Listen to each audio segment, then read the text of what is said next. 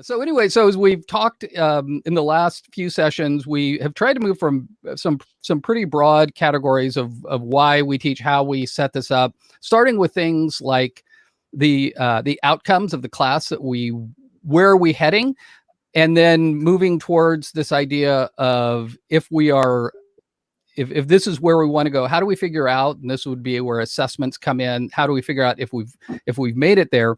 And then what sort of activities or content do we want to share with the students?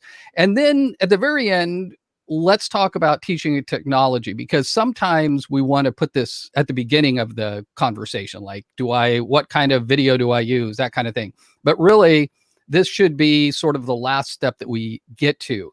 Once we know what we're doing, we have the content ready to go. Then we start thinking about this idea of, okay, which technology am I going to use? And a lot of times when we're thinking about technology today, we are thinking of things like computers and online stuff and screen flow and those sorts of things. But technology could be something as simple as a pencil, a whiteboard. All of those are technology. And as we think about this, we're going to look at a couple broad questions. Why do we use technology? Philosophically, where does it fit in? What are some effective uses of technology in the classroom, whether it be face-to-face or online? And then we'll kind of do a little roundtable of what kinds of technology that we maybe have found effective. And this is kind of like a weekly, a pick, like, this is something I really like, you should try it. Or this is something I learned. So we're going to go ahead and jump into this first question, and this is philosophical. And since Aaron is our resident, and being technology, this is good that we're kind of fading in and out, because this will give us the example of what happens with technology and how do we use it, or maybe when things go wrong. So actually, tell you what we'll do first. Why don't we just do a quick introduction? Since this is the very end of the session and Aaron's gone again, starting with Greg. Oh no, Sam's gone too. This is great. I still see Sam. Yeah, I still. Yeah, maybe it's just on my thing. So anyway, quick introduction, Greg and Sam. So first of all, Greg, introduce yourself to us. What is your favorite thing that you've eaten in quarantine? That sounded really bad. Like, what's your favorite meal maybe that you've had in the last couple months? So who are you? Favorite meal? Well, I'm Greg Troll, so that's why you called me Greg.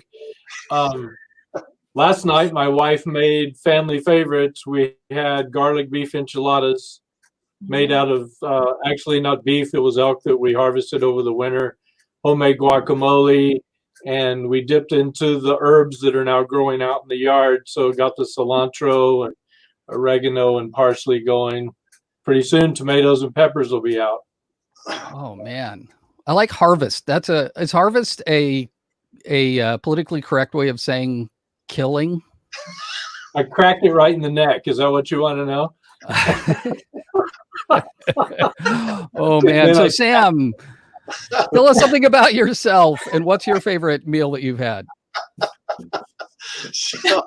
So I'm Sam, and probably the favorite meal was I'm a huge Traeger guy. Have a Traeger, so does Greg, and so I put some ribs on, left them on there for about 6-7 hours, and they were fall off the bone, and that was good. And then we did some social distancing with our daughters, and I did a wing night. So I had 3 different kinds of wings, regular, buffalo wings, and then honey barbecue kind of, and then a garlic Parmesan chicken wing. So that's probably been our 2 favorite. So yeah, all that on the Traeger, baby. Wow. Oh yeah, you're good to go for a long time. Yeah. So Aaron, tell us something about you. Quarantine. What's that? You can tell we're really struggling in quarantine. Man, I know. This is making the best of a bad situation for sure. Yeah. So Aaron, tell us something about you and the favorite meal that you've had during this time. Well, I'll say one of the things about me is that my ice cream consumption has gone on exponentially in the last couple months. I think whatever money I've saved on gas money has directly gone into my ice cream fund, which is delightful. But favorite meal, with the young kiddos, we've done this a couple times, and we make our own pizza crust, and then they can put whatever toppings they want on it, and have their own pizza their way. And so we've been exploring with lots of different types of pizza sauces and toppings and things like that. So that's always fun for the kids. We have one kiddo that has some high food allergies, and so just doing pizza your way and not getting it ordered or delivered is still brings the pizza experience, but it makes for a lot of fun too. Wow. Oh, so Jen, tell us something about you and something that you have, your favorite meal over this weird time. I was like, don't change the question on me. I actually have an answer for this. Oh, good. All right, well, I'm Jen, and my favorite is actually a new favorite to us. My son's girlfriend made it for us about 3-4 weeks ago, and I'm actually making it this week.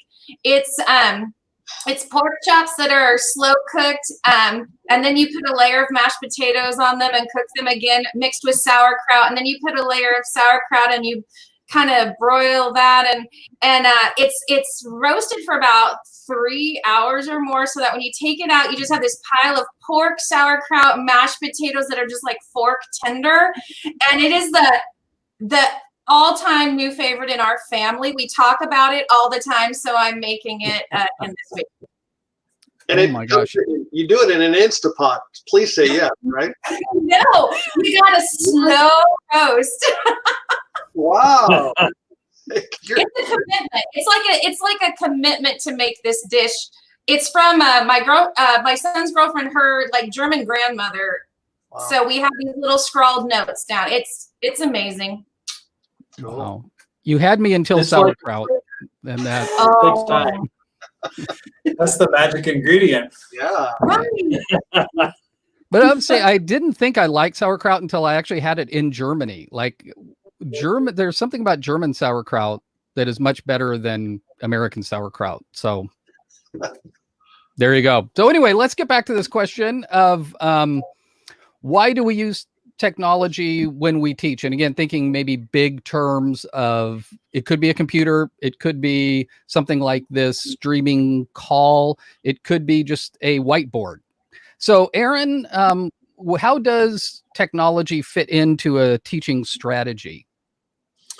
Any technology that you're going to bring into the educational process it's a tool, it's a resource in order to further your outcomes. So I guess to link to language that we've used before, you've designed these outcomes and then you've narrowed down to some broader goals that are on a segment, and then you're into like a daily objective.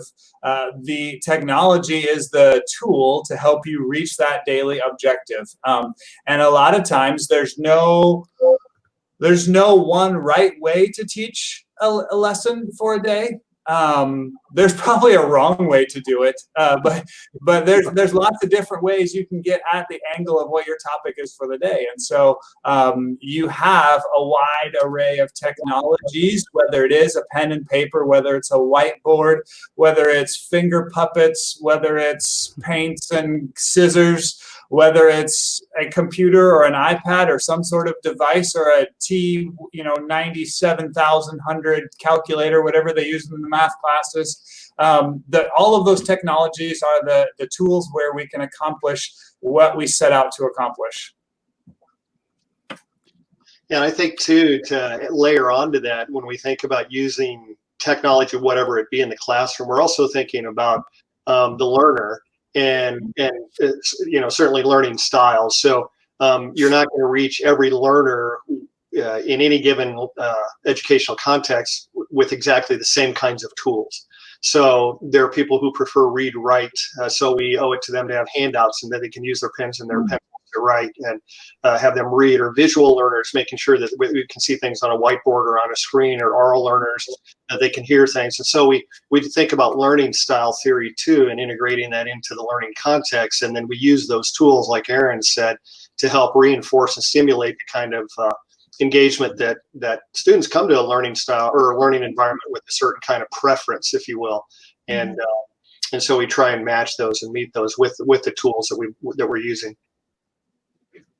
Is it possible? I think we use technology. Oh, go ahead, Greg. Yeah. I think we use technology in the classroom because our students are using technology in their lives. And so we try to align what we do in the classroom to take advantage of what they're already comfortable with and drawn to in real life. So if they like videos, if they like computers, then I want to take advantage of that to be able to connect with my students. Mm-hmm. Is it possible, when you think about this, why you use technology when teaching, is it possible to ever not use technology? Could we ever have a teaching experience without any technology?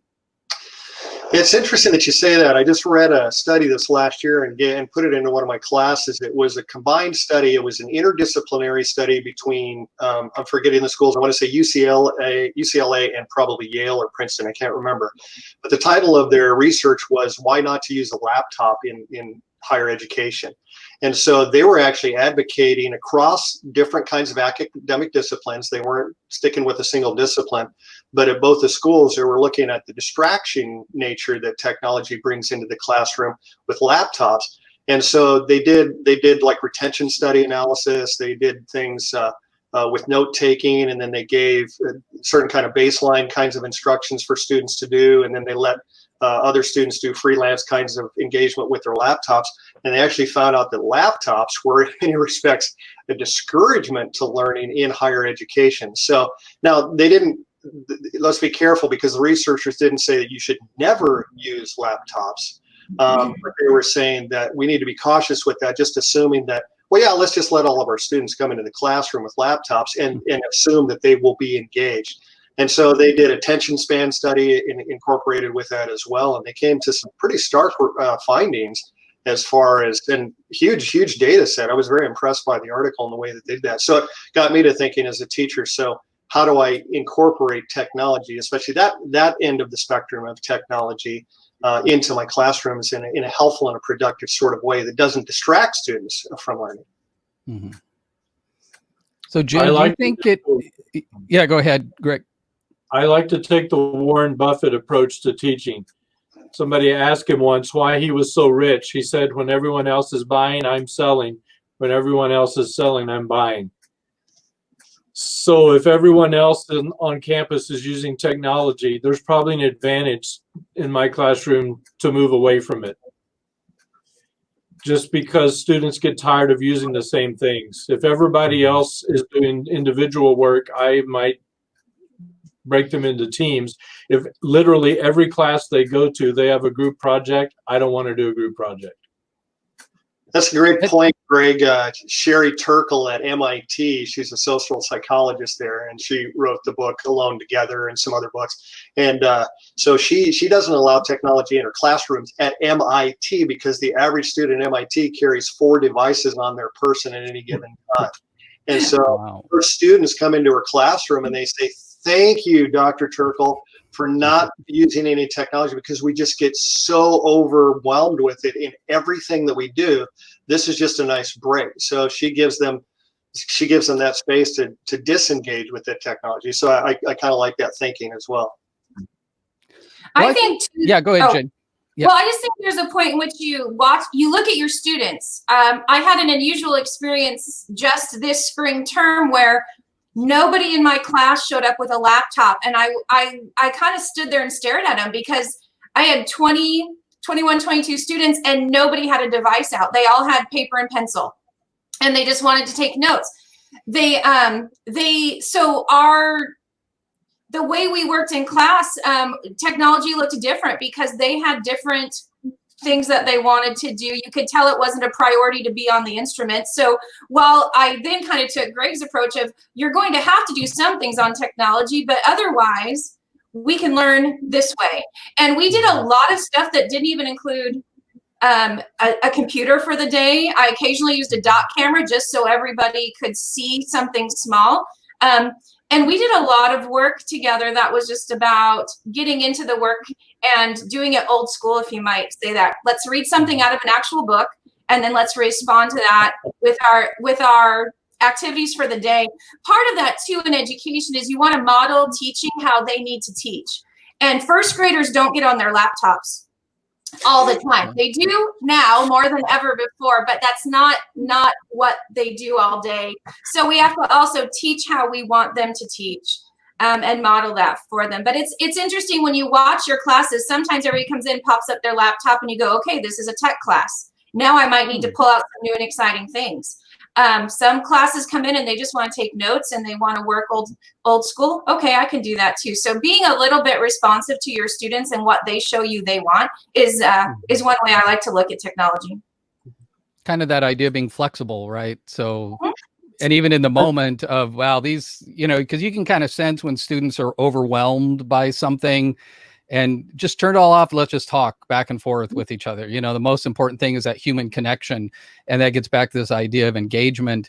And I realized there was a time when students were on their laptops, all that kind of stuff. And I was getting really frustrated. And I realized, well, what am I doing in my teaching? Well, I'm teaching through Keynote or PowerPoint, and and the attention is on the screen. Everybody, my attention's on the screen. I'm pointing towards the screen. So is it any wonder that they are looking at something more interesting on their screen? Because I can't compete with Facebook or whatever. And so they're looking at the most interesting thing they can, which is on their laptop. And and that kind of shifted me. Now kind of my goal is to never use anything like that. I've call it a successful day if I've not turned on the projector at all. We just talk back and forth and we connect with each other. And that is, and I realize the less I do that, the more connection that we're going to have. This goes back to something Sam has said so often in this series, is that, the worst teaching strategy is the one that you use all the time. And just because it's technological doesn't mean that it's effective. I think sometimes we get into a mindset of thinking our students are younger, they're of the tech age, that they can't learn without technology, or that the teachers that use all the technology have to be more effective because they're using technology. And that's not true. That's the tech is a tool, and it's, again, going back to the art and craft of teaching. You pick your tools for the content and the situation and where you are with your learners and what they need to be the most effective.